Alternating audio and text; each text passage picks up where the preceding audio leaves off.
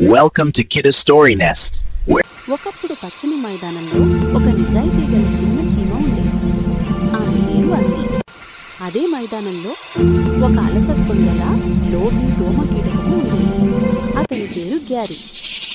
ప్రతి ఉదయం అంది చీమ కష్టపడి పనిచేసేది.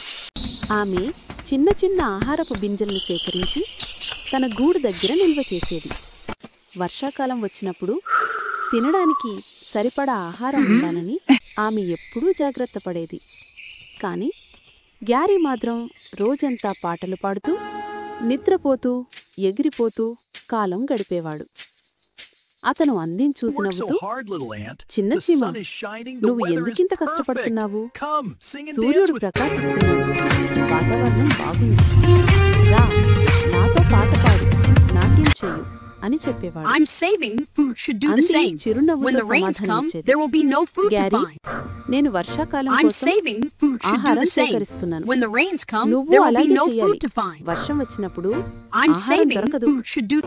కాని గ్యారీ నవ్వుతూ, వర్షం ఇంకా చాలా దూరంలో ఉంది, తర్వాత చూసుకుందాం అని చెప్పి మళ్లీ పాటలు పాడడం మొదలుపెట్టేవాడు. రోజులు గడిచాయి. వేసవి ముగిసి వర్షాకాలం వచ్చింది. ఆకాశం మబ్బులతో నిండిపోయింది. భారీ వర్షం కురిసింది. ఒకప్పుడు పచ్చగా ఉన్న మైదానం ఇప్పుడు బురదతో నిండిపోయింది. అంది తన గూడు లోపల సురక్షితంగా ఉంది. ఆమె వేసవిలో సేకరించిన ఆహారం తింటూ సంతోషంగా ఉంది. కాని గ్యారీ మాత్రం చల్లగా తడిగా ఆకలితో వణికిపోతున్నాడు. అతను ఎక్కడికెళ్ళినా ఆహారం దొరకలేదు. చివరికి గ్యారీ అంది గూడు దగ్గరకు వచ్చి తలుపు తట్టాడు. అంది, I know, Ant. నాకు సహాయం I only thought about enjoying Melf. నాకు ఆకలిగా ఉంది, నా దగ్గర ఆహారం లేదు, కొంచెం పంచుతావా? అంది అతను చూసి I will share my food.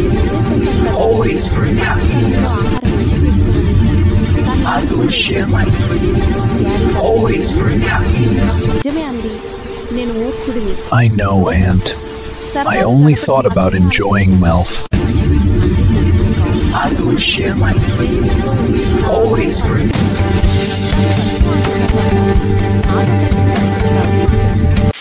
కష్టపడి పనిచేయడం, నిజాయితీగా ఉండడం ఎప్పుడూ ఆనందంగా